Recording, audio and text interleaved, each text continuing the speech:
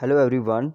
इस क्लास में हम एनसीईआरटी 6th क्लास ज्योग्राफी का 5th चैप्टर कवर करेंगे, जो कि है major domains of the earth. जैसे कि हमने फर्स्ट चैप्टर में पढ़ा था कि धरती ही एक ऐसा प्लेनेट है जिसके ऊपर लाइफ पॉसिबल है और लाइफ सस्टेनिंग एलिमेंट्स हैं, जैसे लैंड, वाटर और एयर जो प्रेजेंट है सिर्फ अर्थ प्लैनेट्स पे ही हैं, इसके अलावा किसी प्लैनेट्स पे नहीं है। तो ये इसी वजह से ये हमारे अर्थ को, ये जो एलिमेंट्स हैं, यूनिक प्लैनेट बनाते हैं। जो सरफेस है धरती का वो कम्प्लेक्स जोन है और जो कि बन के मिलकर बना हुआ है इन 3 कंपोनेंट से, जो कि है लिथोस्फीयर, एटमॉस्फेयर और हाइड्रोस्फीयर। ये ओवरलैप और इंटरेक्ट करते हैं एक दूसरे से और मिलकर बनाते हैं बायोस्फीयर को। लिथोस्फीयर क्या होता है?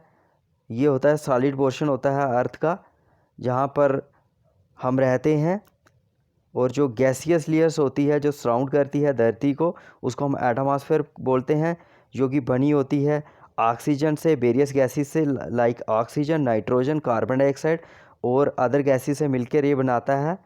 इसके अलावा जो वाटर जो कवर करता है काफ़ी बड़े एरिया को, बिग एरिया को, धरती के सरफेस को, नियर अबाउट 71% जो हिस्सा है धरती का वो वाटर ने कवर किया हुआ है, और इस सबको हम मिलकर बोलते हैं हाइड्रोस्फीयर। हाइड्रोस्फीयर इंक्लूड करता है, नोट करना, ये सब कुछ इंक्लूड करता है वाटर किसी भी फॉर्म में हो, चाहे वो आइस की फॉर्म में हो, चाहे वो वाटर वेपर्स की फॉर्म में हो, चाहे वो रिवर्स में चलता हुआ या लेक्स में चलता हुआ पानी हो। इसको सबको हम सम अप करके मिलाकर बोलते हैं हाइड्रोस्फीयर। हाइड्रो वर्ड ही वाटर से होता है, हाइड्रो वाला स्फीयर पानी वाला स्फीयर हम बोलेंगे। और बायोस्फीयर क्या होता है? ये नैरो जोन होती है, यहाँ पर हमें मिलता है लैंड, वाटर और एयर टुगेदर, और ये तीनों मिलकर यहाँ पर भी लाइफ पॉसिबल होगी। उसी जोन को हम बायोस्फीयर बोलेंगे। बायो का मतलब ही लिविंग है। अगर कोई भी ऑर्गेनिज्म, चाहे वो इंसेक्ट है, कहीं पर भी अगर वो रह रहा है तो वो बायोस्फीयर की डोमेन्स में आएगा, बायोस्फीयर की बाउंड्री में आएगा। और लिथोस्फीयर, जहाँ जो सॉलिड पोर्शन होता है धरती का, सिंपली हम याद रख सकते हैं, उसको लिथोस्फीयर बोलेंगे। एटमॉस्फेयर हम उसको बोलेंगे जो गैसियस फॉर्म में जो हमारा उसको बनाता है, अर्थ के सिस्टम को बनाता है, उसको एटमॉस्फेयर बोलेंगे। हाइड्रोस्फीयर पानी से संबंधित है, बायोस्फीयर लाइफ से संबंधित है। तो चलिए वन बाय वन अभी इनके बारे में पढ़ते हैं। तो सबसे पहले है लिथोस्फीयर। लिथोस्फीयर ये सॉलिड पोर्शन होता है धरती का, जिसको हम लिथोस्फीयर बोलते हैं। ये किससे बना होता है? रॉक से बना होता है। अर्थ क्रस्ट होती है, जो हमारे थिन लेयर होती है, जो कि जिसमें हमें मिलती है सॉइल्स और रॉक्स मिलती हैं। सॉइल में वेरियस टाइप्स के न्यूट्रिएंट्स मिलते हैं, जो कि पेड़ पौधे उगाने के लिए हमें एक ऐसा माहौल प्रोवाइड करते हैं, सॉइल प्रोवाइड करती है। तो there are 2 main divisions earth surface की अगर हम डिवीज़न करें, 2 मेन पार्ट में हम अर्थ को डिवाइड कर सकते हैं, अर्थ के सरफेस को। एक लैंड मासिस और दूसरा ओशियंस बेसिन्स। लैंड मासिस में हमारे आ जाएंगे कॉन्टिनेंट्स, और ह्यूज वाटर बॉडीज़ में हमारे आ जाएंगे ओशियंस बेसिन्स। तो जितने भी जो ओशियंस हैं हमारे दुनिया के, वो सभी एक दूसरे से कनेक्टेड हैं। धरती के ऊपर जितने भी ओशियंस हैं वो सभी एक दूसरे से कनेक्टेड हैं। आप इस मैप पे भी देख सकते हो 5.1 पे। देखो, ये जो जितने भी आपको ये समुंदर हैं, ये एक दूसरे से मिले हुए दिखेंगे आपको। ये जैसे यहाँ पर अटलांटिक ओशन है, ये पैसिफिक से जुड़ा हुआ है। देखो पैसिफिक, ये अटलांटिक आर्कटिक से भी जुड़ा हुआ है, और इस तरह से ये इंडियन ओशन से भी जुड़ा हुआ है, ये वाला अटलांटिक और पैसिफिक। तो ये सभी जितने भी समुंदर हैं ये आपस में जुड़े हुए हैं, इंटरकनेक्टेड हैं।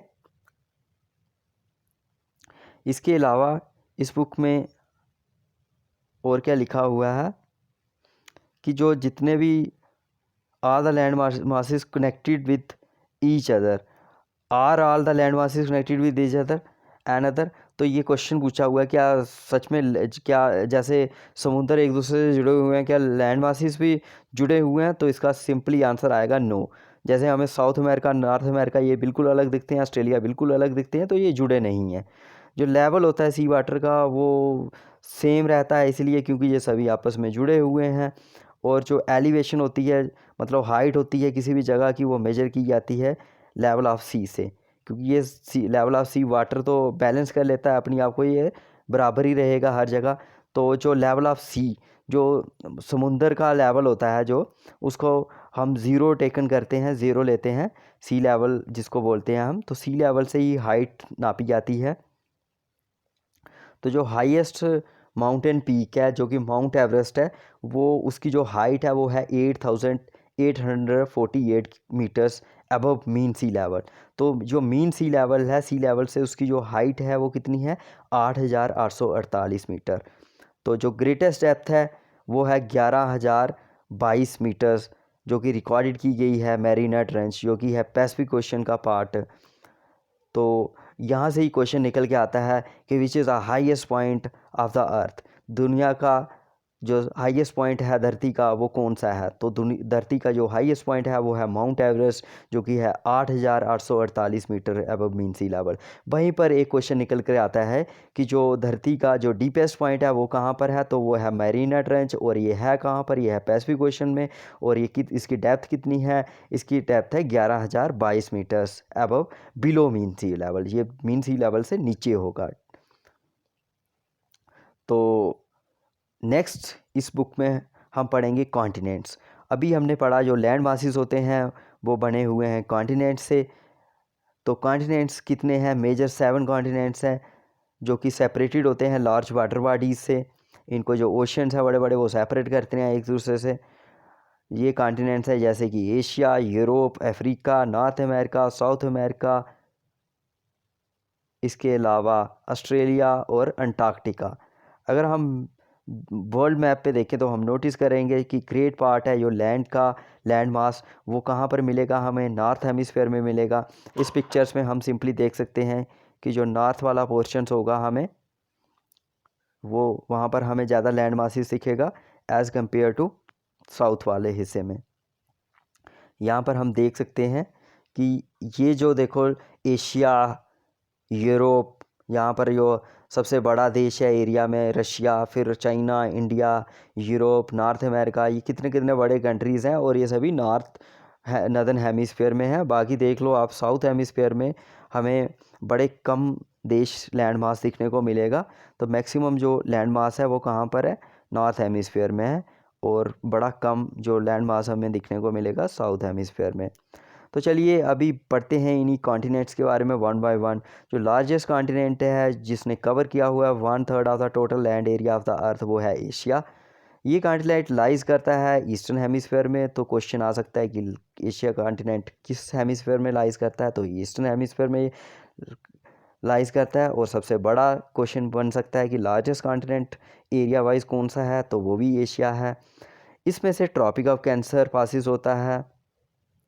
एशिया सेपरेटेड होता है यूरोप से यूराल माउंटेन के द्वारा वेस्ट की तरफ से।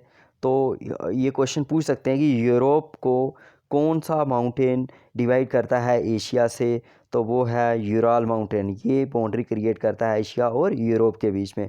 और एशिया और यूरोप का जो कंबाइंड एरिया है, जो यूरोप और एशिया का जो पार्ट होता है दोनों का मिलके जो बनता है, उसको हम बोलते हैं यूरेशिया। यहाँ पर कुछ रशिया की पार्ट्स आता है और यूरोप का जो मिलके बनाते हैं यूरेशिया। यूरोप ये स्मॉलर कॉन्टिनेंट है एशिया के कंपैरिजन में। ये कॉन्टिनेंट लाइज करता है बेस्ट ऑफ एशिया, और आर्कटिक सर्कल पास होता है इससे। ये वाटर बॉडी से घिरा हुआ है 3 साइड से। अगर हम इसको मैप पे देखें तो हम इसको इजीली लोकेट कर पाते हैं। ये 3 साइड से वाटर बॉडी से घिरा होगा। और जो मैक्सिमम जो जैसे इंग्लैंड, फ्रांस, जर्मनी, ये सभी यूरोप कॉन्टिनेंट के ही कंट्रीज़ हैं। यहाँ से देख सकते हैं ये मेडिटेरियन ओशन है, इस साइड आर्कटिक ओशन है, और इस साइड अटलांटिक ओशन है, मेडिटेरियन सी है इस साइड। तो ये वाला यूरोप काफ़ी डेवलप्ड कॉन्टिनेंट है। नेक्स्ट पढ़ेंगे अभी हम इफ़ अफ्रीका के बारे में। इसको डार्क प्लैनेट भी बोलते हैं दोस्तों, और ये सेकंड लार्जेस्ट कॉन्टिनेंट है आफ्टर एशिया। अगर क्वेश्चन पूछें कि area wise second largest continent कौन सा है, तो वो आएगा, आंसर आएगा अफ्रीका। अफ्रीका एक ऐसा कॉन्टिनेंट है जिसमें से इक्वेटर, ट्रॉपिक ऑफ कैंसर और ट्रॉपिक ऑफ कैप्रिकॉर्न तीनों ये पासिस होते हैं। इक्वेटर 0 डिग्री लैटिट्यूड इसको आलमोस्ट 2 हिस्सों में डिवाइड करता है इस कॉन्टिनेंट को। और इसके अलावा जो लार्ज पार्ट है अफ्रीका का वो लाइज करता है नॉर्थ हेमिस्फेयर में। इससे ट्रॉपिक ऑफ कैंसर भी निकलता है, इक्वेटर भी गुजरता है और ट्रॉपिक ऑफ कैप्रिकॉर्न भी गुजरता है। सहारा डेजर्ट जो वर्ल्ड का लार्जेस्ट हॉट डेजर्ट है वो भी अफ्रीका में ही लोकेटेड है। तो यहाँ से एक क्वेश्चन निकल के और आता है कि वर्ल्ड का लार्जेस्ट डेजर्ट कौन सा है, सबसे बड़ा डेजर्ट, वो है सहारा डेजर्ट।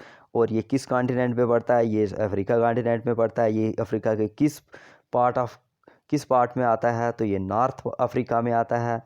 ये कॉन्टिनेंट अगर देखें हम अफ्रीका, तो ये बाउंडेड है सभी साइड से, ओशियंस और सी से ये बाउंडेड हुआ है, बाउंड्री बनाता है। और अगर हम मैप पे देखें तो इसको देख सकते हैं, ये सभी साइड से समुंदर से घिरा हुआ है। इस साइड से ये अफ्रीका है, इंडियन ओशियन है, एक साइड से अटलांटिक ओशियंस है और नीचे से ये सदर्न ओशियंस है। अगर यहाँ पर देखें तो यहाँ की सबसे लंबी नदी ये नाइल रिवर है, जो कि अफ्रीका से बहती है। इजिप्ट जो शहर है ये इसी के किनारे पे है, नाइल के किनारे पे ही है। और नाइल वैली सिविलाइजेशंस इजिप्ट में, इजिप्ट वैली सिविलाइजेशन, ये सभी इसी नाइल रिवर के आगे पीछे ही फ्लरिश हुई। अभी हम पढ़ेंगे नॉर्थ अमेरिका कॉन्टिनेंट के बारे में। नॉर्थ अमेरिका ये थर्ड लार्जेस्ट कॉन्टिनेंट है दुनिया का। तो तीसरे नंबर पे नॉर्थ अमेरिका आता है अफ्रीका के बाद में। ये लिंक्ड होता है साउथ अमेरिका से एक नैरो स्ट्रिप ऑफ लैंड, जिसको हम इस्थमास ऑफ पनामा बोलते हैं। तो देखो ये जो जुड़ा हुआ है साउथ अमेरिका और नॉर्थ अमेरिका एक दूसरे से किससे जुड़े हुए हैं, यहाँ पर एक इस्थमस बनती है, इस्थमास बनती है जो कि मिलाती है। ये एक छोटी सी पट्टी है जो लैंड की, जो मिलाती है नॉर्थ अमेरिका और साउथ अमेरिका को। यहाँ पर बीच में, इसी के बीच में एक कैनाल भी निकाली गई है जिसको पनामा कैनाल बोलते हैं, इसी इस्थमस के ऊपर। तो ये नॉर्थ अमेरिका ये काफ़ी डेवलप्ड कॉन्टिनेंट है। इसका जो मेनली जो कनाडा और यूएसए ये काफ़ी डेवलप्ड हैं, बाकी जो मैक्सिको है वो इतना डेवलप्ड नहीं है। ये कॉन्टिनेंट कम्प्लीटली नॉर्थ और वेस्टर्न हेमिस्फीयर में पड़ता है, 3 ओशियन से इसको सराउंडेड करते हैं। इसके नेक्स्ट हम पढ़ेंगे कॉन्टिनेंट साउथ अमेरिका के बारे में। तो south America totally southern hemisphere में है। ये 2 समुद्रों से घिरा हुआ है, ईस्ट और वेस्ट। एंडीज़ जो वर्ल्ड की लॉन्गेस्ट माउंटेन रेंज है वो रन होती है पैरेलल इसी कॉन्टिनेंट के ऊपर। तो यहाँ पर है एंडीज़ पर्वत की माला, जो सबसे लंबी हम माउंटेन रेंज बोल सकते हैं। वैसे सबसे जो बड़ी माउंटेन रेंज है वो है हिमालय, और लॉन्गेस्ट में देखें तो वो है एंडीज़। और एंडीज़ क्वेश्चन यहाँ पर बन सकता है, लॉन्गेस्ट कौन सी है, एंडीज़। वर्ल्ड की लॉन्गेस्ट माउंटेन रेंज कौन सी है, एंडीज़। और ये किस कॉन्टिनेंट में है, ये है साउथ अमेरिका कॉन्टिनेंट में। और दुनिया का सबसे लार्जेस्ट रिवर, सबसे वॉल्यूम वाइज अगर वाटर में देखें, सबसे लार्जेस्ट रिवर कौन सी है, वो है अमेज़न। और वो भी साउथ अमेरिका कॉन्टिनेंट से ही निकलती है, साउथ का फ्लो करती है। तो 2 क्वेश्चन निकल के आए, एक लॉन्गेस्ट रिवर कौन सी है, वो है नाइल, और वो किस कॉन्टिनेंट में है, वो है अफ्रीका कॉन्टिनेंट में, इजिप्ट देश में पड़ती है वो। और जो लार्जेस्ट रिवर है वो है अमेज़न, जो कि पड़ती है साउथ अमेरिका में। अभी हम पढ़ेंगे ऑस्ट्रेलिया के बारे में। ये स्मॉलेस्ट कॉन्टिनेंट है, क्वेश्चन पूछ सकते हैं कि स्मॉलेस्ट कॉन्टिनेंट कौन सा है। ऑस्ट्रेलिया वैसे ओशियाना कॉन्टिनेंट है, ऑस्ट्रेलिया ओशियाना कॉन्टिनेंट का ही पार्ट है, जिसमें इसके अलावा न्यूजीलैंड आता है। तो ये ऑस्ट्रेलिया स्मॉलेस्ट कॉन्टिनेंट है, जो कि इंटायरली सदर्न हेमिस्फीयर में पड़ता है। ये सराउंडेड है ऑल साइड से समुंदर से घिरा हुआ है ये। इसको आइलैंड कॉन्टिनेंट भी बोलते हैं। इसके अलावा हम पढ़ेंगे अंटार्कटिका के बारे में। ये सदर्न हेमिस्फीयर में है। ये जो कॉन्टिनेंट है ये साउथ पोल पे लाइज करता है, साउथ पोल इसी के सेंटर में है, और ये साउथ पोलर रीजन में है। यहाँ पर परमानेंट स्नो रहती है, और ये इसका जो सरफेस है वो स्नो से कवर्ड रहता है, थिक आइस से कवर्ड रहता है। जहाँ कोई ह्यूमन सेटलमेंट्स नहीं है, कोई परमानेंट ह्यूमन सेटलमेंट नहीं है, कोई इंसान नहीं रहते यहाँ पर। हमें कोई जो पोलर बियर वगैरह और कुछ ऐसे जो जानवर हैं, जो फिशेस वगैरह हैं, ये हमें देखने को मिलेंगी। जो मैनी कंट्रीज़ के यहाँ पर रिसर्च स्टेशंस हैं, जैसे इंडिया का है मैत्री और दक्षिण गंगोत्री, ये रिसर्च स्टेशंस हैं, इंडिया ने बनाए हुए हैं। यहाँ पर बहुत सारे देशों ने अपने रिसर्च सेंटर्स बनाए हुए हैं, जो कि 6 महीने के लिए यहाँ पर जाते हैं और रिसर्च वगैरह करते हैं। फिर पढ़ेंगे हम हाइड्रोस्फीयर। हाइड्रोस्फीयर क्या होता है, देखो ये वो वाला स्फीयर है जो मिलकर बनता है। कोई भी पानी किसी भी फॉर्म में हो, चाहे वो वाटर वेपर्स की फॉर्म में हो, क्लाउड्स की फॉर्म में हो, चाहे वो रिवर्स में चलता हो, लेक्स में चलता हो, कोई भी पानी उसको जब हम मिलाकर बनाएंगे तो वो पूरा मिलकर बन जाएगा हाइड्रोस्फीयर। जो धरती को ब्लू प्लैनेट्स बोलते हैं वो इसी हाइड्रोस्फीयर की वजह से बोलते हैं, क्योंकि जो 71% हिस्सा है धरती का वो पानी से कवर्ड है, 29% लैंड से कवर्ड है। हाइड्रोस्फीयर बनता है वाटर से, किसी भी फॉर्म में हो, चाहे वो as running water, ocean, rivers, in lakes, ice in glacier, underground water, water vapour atmosphere में, ये सभी मिलकर बनाते हैं हाइड्रोस्फीयर को। 97% जो अर्थ का वाटर है वो पाया जाता है ओशियंस में। तो 97% जो पानी है वो कहाँ मिलेगा हमें? ओशियंस में मिलेगा, जो कि काफ़ी साल्टी है, नमकीन है ये, इसको हम पी नहीं सकते और ना ही किसी ह्यूमन यूज़ के लिए यूज़ कर सकते हैं, चाहे वो नहाने के लिए हो या फिर जानवरों के लिए या फिर इरिगेशन के लिए। इस पानी का कोई यूज़ हम नहीं कर सकते for domestic purpose.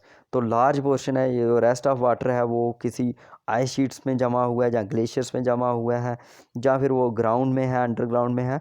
Very small percentage water है वो, फ्रेश वाटर वो अवेलेबल है हमारे यूज़ के लिए। इसीलिए हम बोलते हैं कि जो फ्रेश वाटर है वो बड़ा कम है, हमें इसका बहुत ही ध्यान से यूज़ करना चाहिए, हमें इसे मिस यूज़ नहीं करना चाहिए।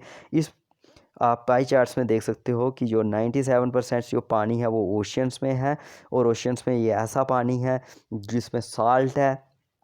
अगर हम इसमें देखें तो अगर हम 1 किलो पानी लेंगे तो 300 ग्राम उसमें नमक मिला होगा, जो कि काफ़ी हाई क्वांटिटी में होता है। तो इस पानी को हम पी नहीं सकते, ना ही हम इसे कपड़े धो सकते हैं, ना ही हम नहाने के लिए, और ना ही जानवरों को पिला सकते हैं, और ना ही इरिगेशन कर सकते हैं। और बचा जो 3% पानी बचता है उसमें से भी 2.8 है वो स्टोर्ड है आइस शीट्स में, ग्लेशियर्स में जमा हुआ है वो, ठीक है। और जो हमारे लिए जो अवेलेबल है ना वो सिर्फ 0.03% है। देखो कितना कम पानी है। तो इसी पानी का यूज़ हमने पीने के लिए, नहाने के लिए, जानवरों के लिए, इरिगेशन के लिए यूज़ करना है। तो इसलिए जो पानी है वो बड़े कम मात्रा में हमें इसका बहुत ही इकोनॉमिकली यूज़ करना चाहिए। डिस्पाइट ब्लू प्लैनेट, मगर फिर भी हम शॉर्टेज ऑफ वाटर फेस करते हैं। ओशंस क्या हैं कि ये मेजर पार्ट्स हैं हाइड्रोस्फीयर का, ये सभी इंटरकनेक्टेड हैं एक दूसरे से। पहले हमने जैसे पिक्चर में देखा, ओशन वाटर ऑलवेज मूविंग, ये मूव करता रहता है। पानी देखो ये स्टैटिक नहीं रहता। जब अगर आपने समुद्र देखा होगा तो समुद्र का पानी हमेशा चल रहा होता है। तो 3 टाइप की मूवमेंट्स हमें समुद्र के पानी में देखने को मिलती हैं, जो कि है वेव्स, टाइड्स और ओशन करंट्स। और 5 मेजर, इनको हम अगले नेक्स्ट क्लासेस में पढ़ेंगे कि वेव्स क्या होती हैं, टाइड्स क्या होती हैं। तो रफली वेव्स क्या होती हैं, देखो ये जो होती हैं हवा की जो मेन फोर्स होती है वो इनको बनाती है वेव्स को, तरंगों को। और टाइड्स बनते हैं वो जो अट्रैक्शन, जो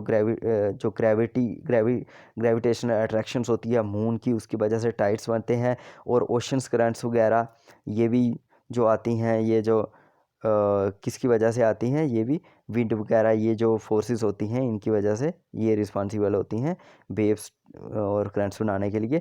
तो 5 मेजर ओशंस जो हैं वो हैं, पैसिफिक ओशन सबसे बड़ा है, फिर अटलांटिक ओशन दूसरे नंबर पे आता है, फिर इंडियन ओशन आता है, और फिर सदर्न ओशन और आर्कटिक ओशन लास्ट में आता है। तो ये आर्डर है इनके। सबसे बड़ा जो पैसिफिक ओशन है, तो क्वेश्चन यहाँ से निकल के आता है कि विच इज़ द लार्जेस्ट ओशन। तो लार्जेस्ट ओशन कौन सा है? पैसिफिक ओशन है। ये 1/3 धरती का बनाता है, 1/3 जो एरिया है वो कवर किया हुआ है पैसिफिक ओशन ने।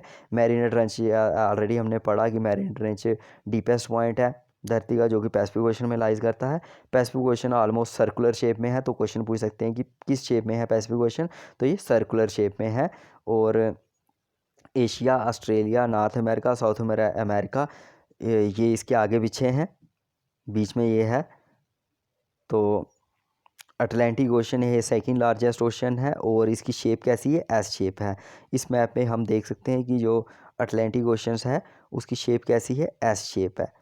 तो पहले हमने पढ़ा पैसिफिक ओशंस की शेप कैसी है? सर्कुलर है, और अटलांटिक की एस शेप है। ये देखो यहाँ पर इस तरह से एस बन रहा है, ऐसे करके एस बन रहा है, और ये पैसिफिक ओशन सर्कुलर शेप है। तो ये काफ़ी इंपॉर्टेंट क्वेश्चन ये पूछे भी आते हैं कि कौन सा जो ओशंस है वो एस शेप का है। तो आंसर क्या आएगा? अटलांटिक ओशन एस शेप का है। और नॉर्थ एंड साउथ अमेरिका इसके वेस्टर्न साइड्स में पड़ता है, यूरोप और अफ्रीका ईस्टर्न साइड्स में पड़ते हैं। कोस्ट लाइन ऑफ अटलांटिक वो इंडेंटेड है, मतलब वो इस तरह से है जैसे आरे की होती हैं वो नुकेली नुकेली धाराएं, वैसे ही ये इंडेंटेड है। इरेगुलर हम बोल सकते हैं, इरेगुलर और इंडेंटेड कोस्ट लाइन है जो कि आइडियल लोकेशंस प्रोवाइड करती है नेचुरल हार्बर्स के लिए, पोर्ट्स के लिए। इसलिए हमें देखने को मिलेंगे कि ये यहाँ पर देख सकते हो इंडेंटेड कोस्ट लाइन कैसी होती है, ये इस तरह की होती है, ऐसे ऐसे जैसे ये निकले होते हैं ना, इस तरह से। तो ऐसे ही वो मछली पालने के, मछली जो नेचुरल हार्बर्स बनने के लिए और जो फ़िश के लिए काफ़ी बड़ी ये अच्छी ग्राउंड्स हमें मिलती हैं ऐसी कोस्ट के ऊपर। तो इकनॉमिकली ये बेस्ट कोस्ट लाइन कंसिडर की जाती है। इरेगुलर है, इंडेंटेड कोस्ट लाइन है जो कि आइडियल लोकेशंस प्रोवाइड करती है नेचुरल हार्बर्स और पोर्ट्स के लिए।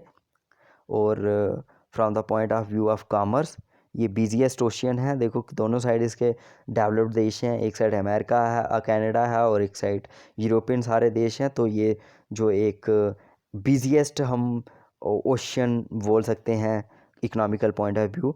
इंडियन ओशन ये ऐसा एक लोता ओशंस है जो कि किसी कंट्री के नाम पे बना हुआ है, क्योंकि ये इंडिया के नाम पे इसका नाम पड़ा हुआ है। इसकी जो शेप है वो ऑलमोस्ट ट्राइएंगुलर है। तो अभी तक हमने जाना कि पैसिफिक ओशन सर्कुलर शेप का है, अटलांटिक ओशन एस शेप का है, और इंडियन ओशन ट्राइएंगुलर शेप का है। इसके नॉर्थ में पड़ता है एशिया, और वेस्ट में पड़ता है अफ्रीका, और ऑस्ट्रेलिया पड़ता है ऑस्ट्रेलिया लाइज करता है ईस्ट में। सदर्न ओशियन जो एनसर्कल करता है कॉन्टिनेंट ऑफ अंटार्कटिका और extends northward to 60 degree और साउथ लैटिट्यूड। आर्कटिक ओशियन ये लोकेटेड आर्कटिक सर्कल्स में है, और ये सराउंडेड है नॉर्थ पोल से। ये कनेक्टेड होता है पैसिफिक ओशियन से एक नैरो ऑफ स्ट्रेच है शैलो वाटर से, जिसको हम बेरिंग स्ट्रेट बोलते हैं। तो पैसिफिक ओशन को और इसको आर्कटिक ओशंस को जो मिलाती है, जो वो कौन सी है, बेरिंग स्ट्रेट है। इसके अलावा अभी हम पढ़ेंगे एटमॉस्फेयर के बारे में। तो इस पिक्चर्स में हम देख सकते हैं ये है एटमॉस्फेयर। अर्थ है, ये सराउंडेड है किससे, एटमॉस्फेयर से सराउंडेड है। एक तरह का आप समझ सकते हो कि ये ब्लैंकेट है, एक कंबल है जो कि लिपेटा हुआ है धरती को, और उस कंबल के बीच में डिफरेंट गैसेस हैं और डस्ट पार्टिकल्स हैं और क्लाउड्स हैं जो कि मिलके हमारे पूरे एक एटमॉस्फेयर को बनाते हैं। अगर एटमॉस्फेयर की एक्सटेंशन देखी जाए तो ये 1600 किलोमीटर तक एक्सटेंडेड है, मगर जो 99% जो एटमॉस्फेयर होता है वो 29 किलोमीटर के बीच बीच में ही आ जाता है।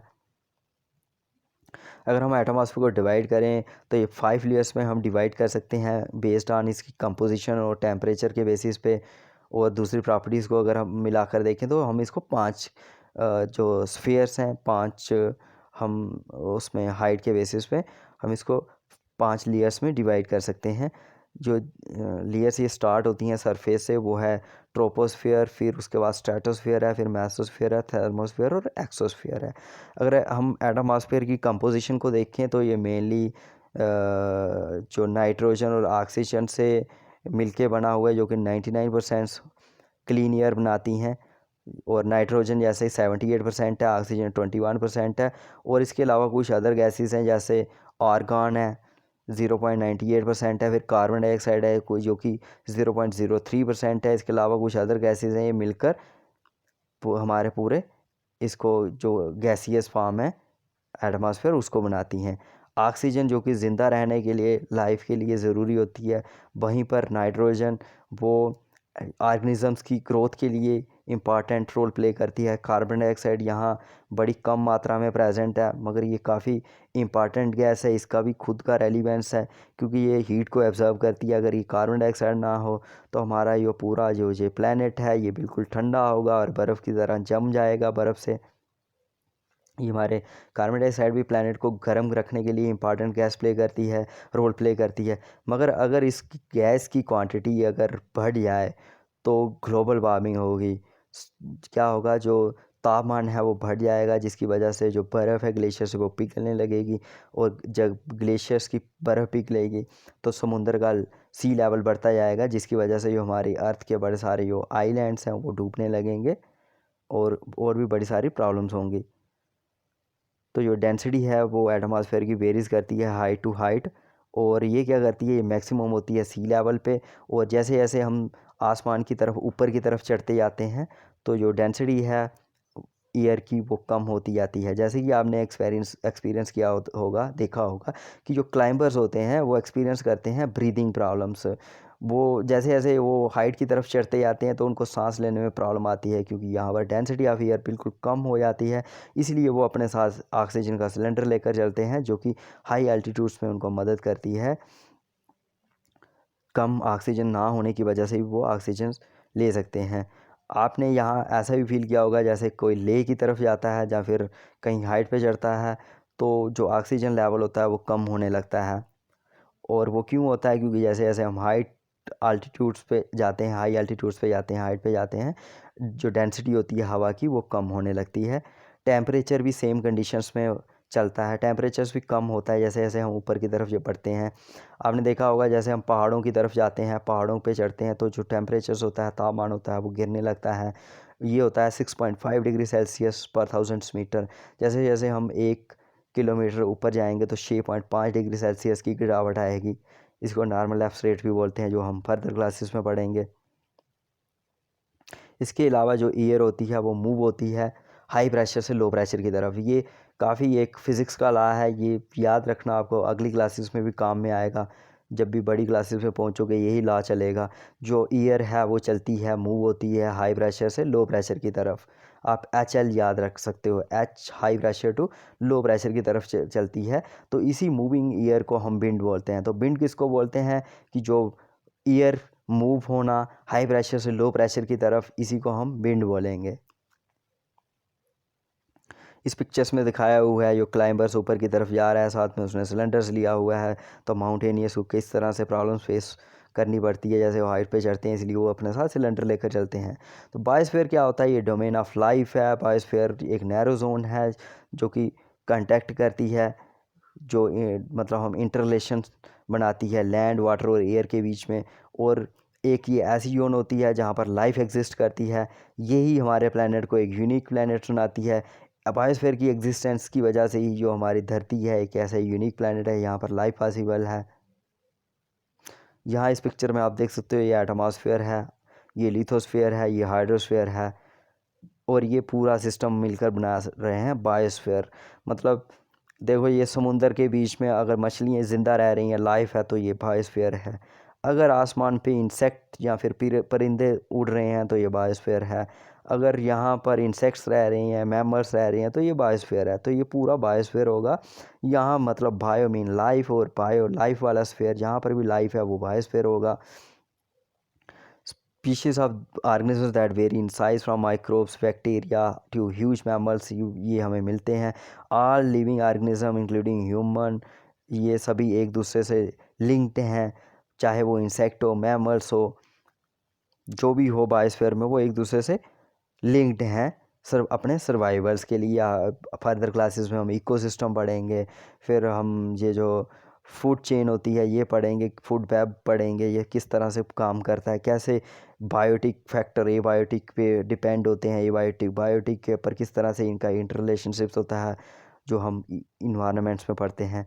ऑर्गेनिजम्स जो बायोस्फीयर्स में होते हैं वो ब्रॉडली हम उनको डिवाइडेड करते हैं दो किंगडम्स में। एक होता है प्लांट किंगडम, और एक होता है एनिमल किंगडम। इनको हम दूसरे लफ्ज़ों में ये भी बोल सकते हैं फ्लोरा और फौना। तो जो 3 डोमेन्स हैं धरती की, जो इंटरेक्ट करती हैं एक दूसरे से और इनको सबको इफ़ेक्ट करती हैं। एग्जांपल के लिए यहाँ पर बताया हुआ है कि अगर हम फॉरेस्ट की कटिंग करेंगे अपनी वुड के लिए, वुड नीड के लिए, क्लियरिंग लैंड करेंगे एग्रीकल्चर के लिए, तो ये क्या करेगा, ये स्लोप्स फेलियर प्रोड्यूस करेगा, क्योंकि सॉइल इरोजन होगी। अगर पेड़ कट जाएंगे सॉइल इरोजन से और सारे चैलेंजेस हमें मिलने को मिलेंगे, नेचुरल क्लाइमिटीज़ आएंगी, अर्थक्वेक होगा।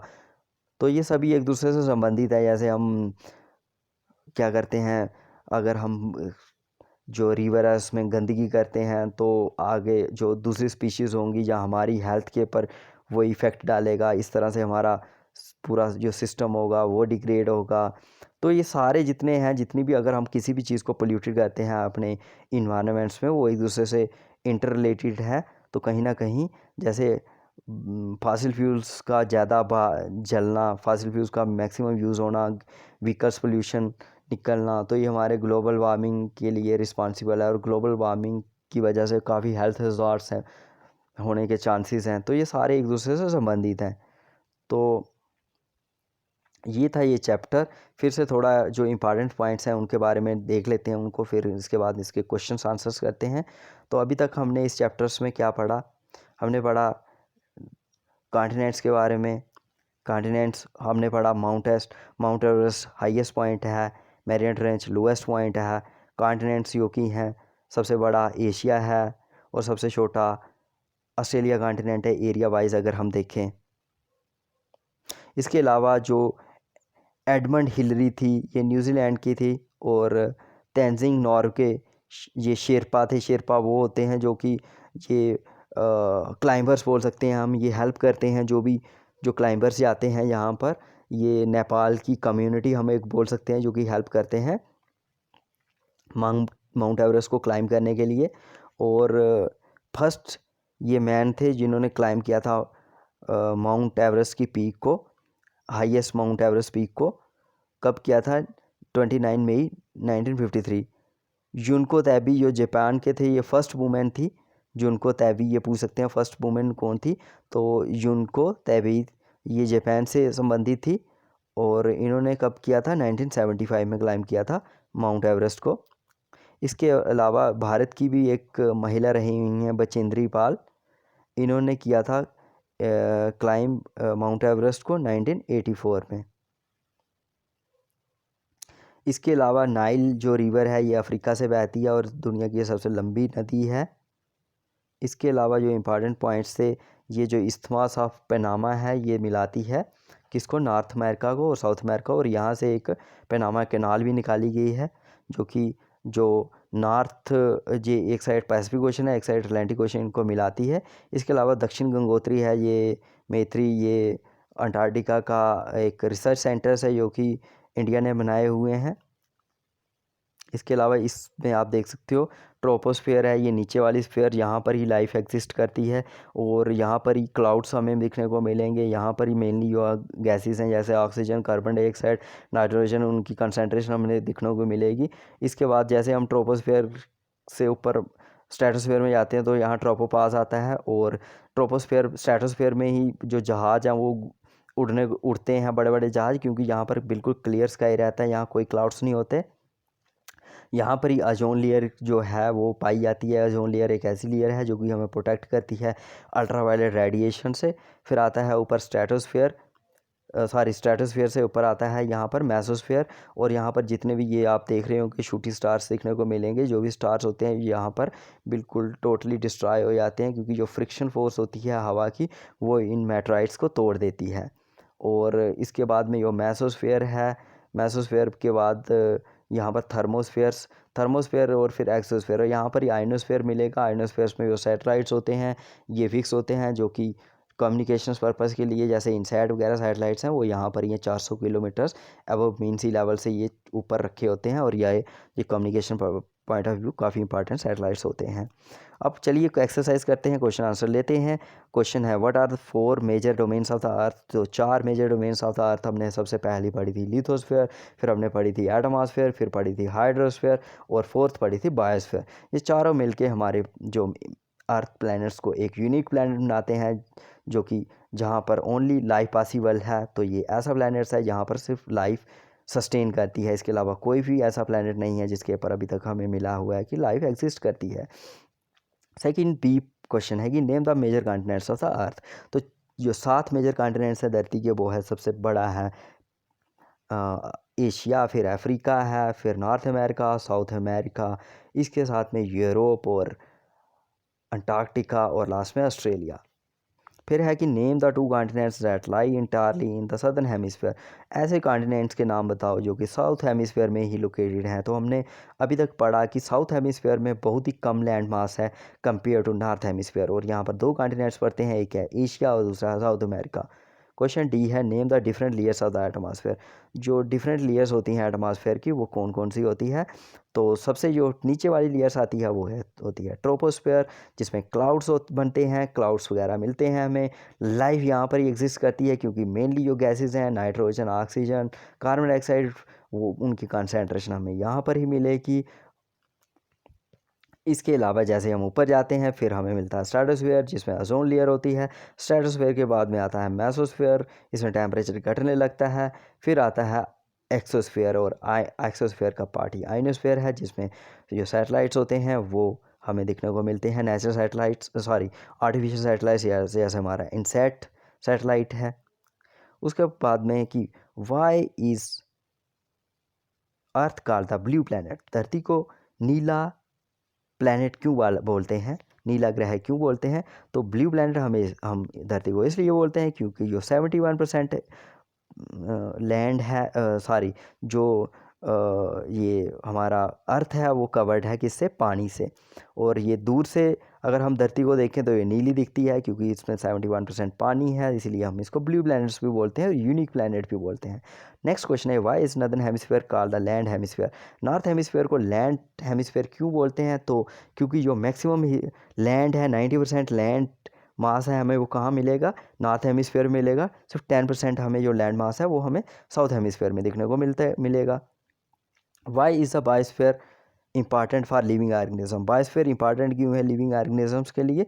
तो देखो बायोस्फीयर से ही, बर्ड से ही निकलता है बायो। बायो का मतलब ही लाइफ होती है। तो एक ऐसा स्फीयर होता है जो कि यहाँ पर लिविंग ऑर्गेनिज्म सस्टेन करते हैं। ये इंपॉर्टेंट है क्योंकि ये एक ऐसी कंडीशंस प्रोवाइड करता है, इंपॉर्टेंट इन्वायरमेंट्स प्रोवाइड करता है लिविंग ऑर्गेनिजम्स के लिए, जैसे पानी हो गया, हवा हो गई, और फिर लैंड हो गई। ये इन मैमल्स को, बैक्टीरिया को या फिर इंसेक्ट्स को प्रोवाइड करता है ज़िंदा रहने के लिए। आगे MCQs हैं कि the mountain range that separates Europe from Asia. कौन सी माउंटेन रेंज है जो यूरोप को एशिया से डिवाइड करती है। तो वो है यूराल्स के पर्वत। यूराल के पर्वत हैं वो एशिया को यूरोप से अलग करते हैं। अगला है कॉन्टिनेंट ऑफ नॉर्थ अमेरिका, वो किससे लिंक्ड है साउथ अमेरिका से। तो हमने पढ़ा था, मैप पे भी देखा था कि नॉर्थ अमेरिका साउथ अमेरिका किससे जुड़े हुए हैं, इस ये एक इस्थमस से जुड़े हुए हैं, इस्थमास से जुड़े हुए हैं, पनामा इस्थमास से। इसके अलावा जो मेजर कांस्टेंट है एटमॉस्फेयर का वो कौन सा है। तो कौन सी गैस सबसे ज़्यादा हमें मिलेगी एटमॉस्फेयर में, वो है नाइट्रोजन। है कितनी है भैया, 78% है। ऑक्सीजन कितनी है, 21%। और कार्बन डाइऑक्साइड कितनी है, 0.03%। तो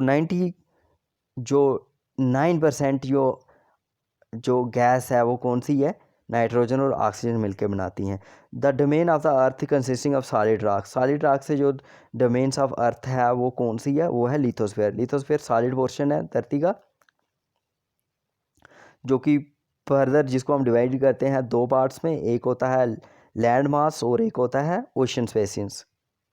विच is the largest continent. Largest continent सबसे एरिया में सबसे बड़ा कौन सा है भैया, वो है एशिया। और सबसे छोटा कौन सा है, ऑस्ट्रेलिया। तो इस तरह से ये हमारा चैप्टर ख़त्म होता है। आई होप आपको ये काम का लगा होगा। Thanks for watching this video.